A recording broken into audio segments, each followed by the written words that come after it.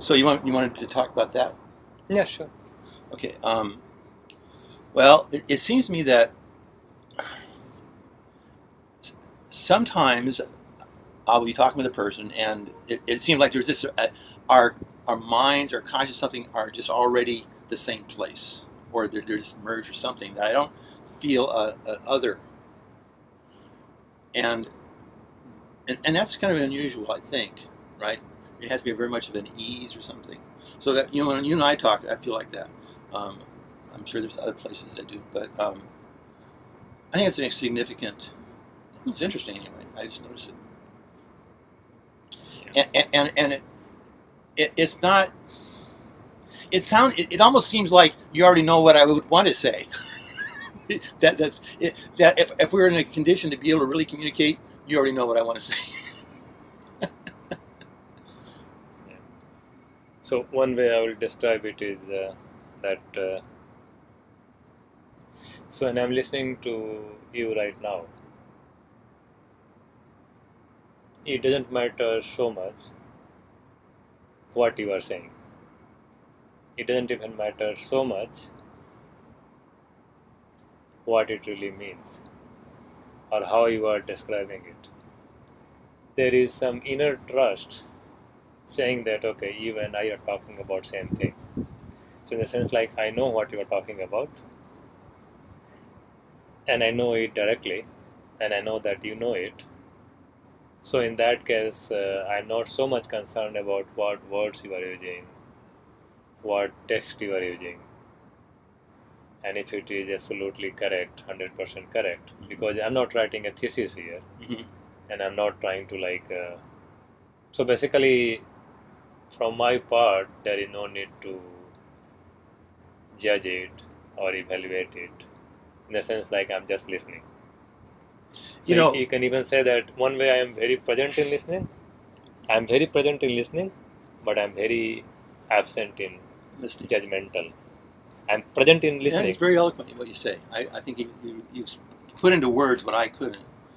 And the thing that you said, a trust that we were talking about the same thing was a very interesting sentence. I don't have.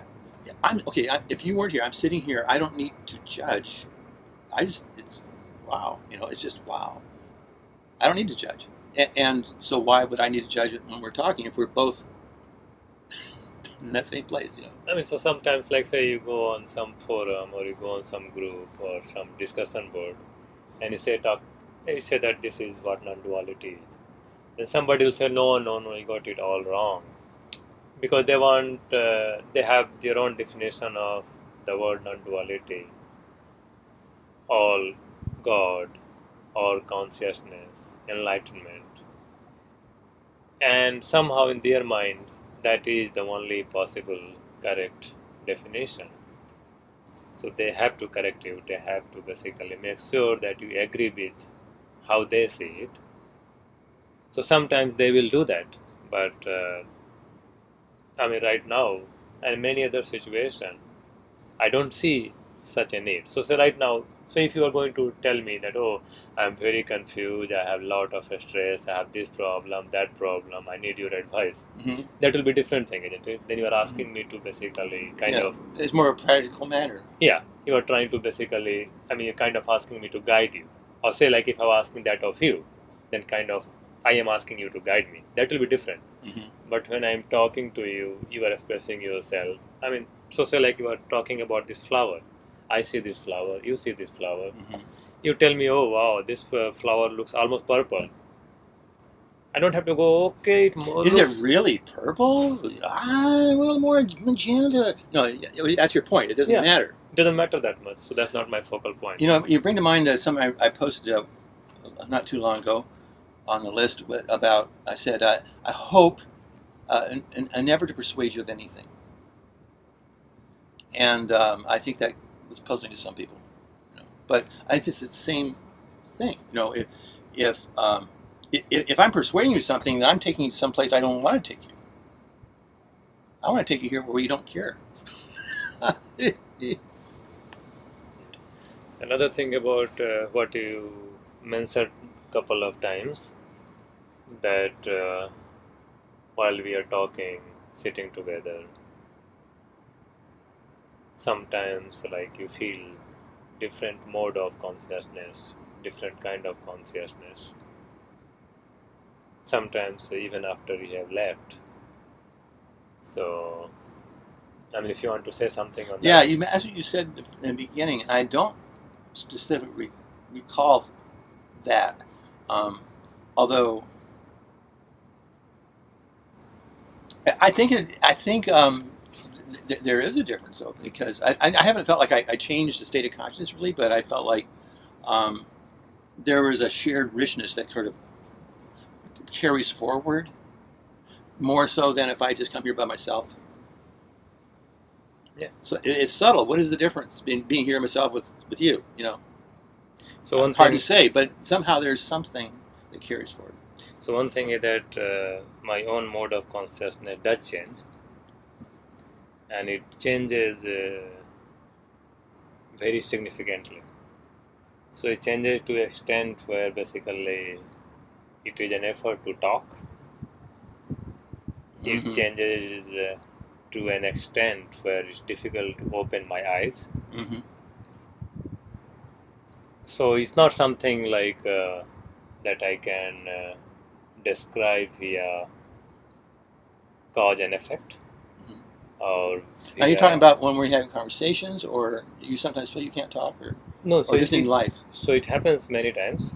But say like when I'm having conversation with you, or when I'm like talking about spiritual stuff, then also it happens. Mm-hmm.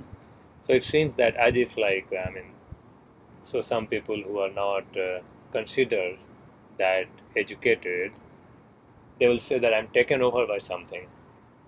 So I feel as if I'm taken over by some other mode of consciousness, or some other mode of consciousness has a region inside me, come Mm-hmm. inside me. Right. And none of that is basically because of an effort or because of a try.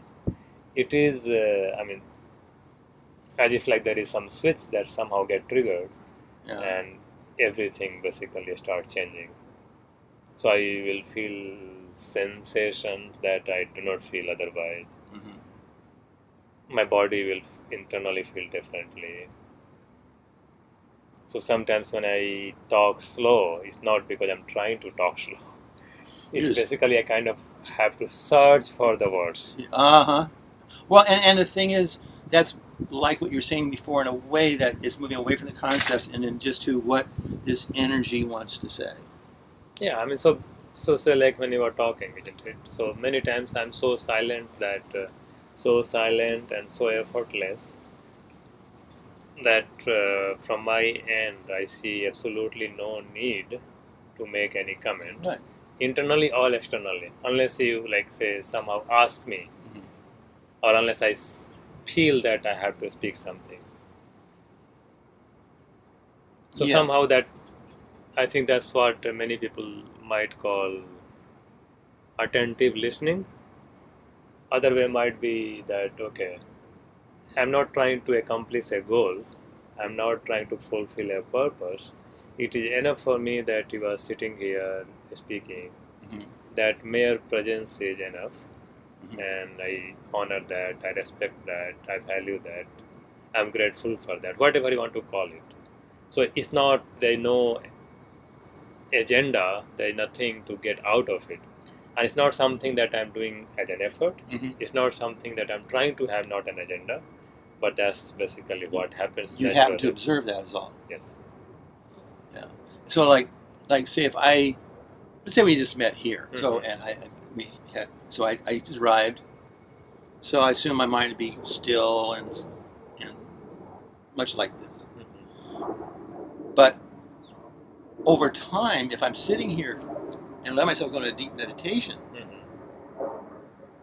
somehow that the way somehow it just soaks me up, right? It just fills me, and then not wanting to talk becomes more and more like not now. It's almost like right. So like there is an interesting thing where there's no real change except that somehow it's deeper, and then when it's deeper, maybe Is that slip off?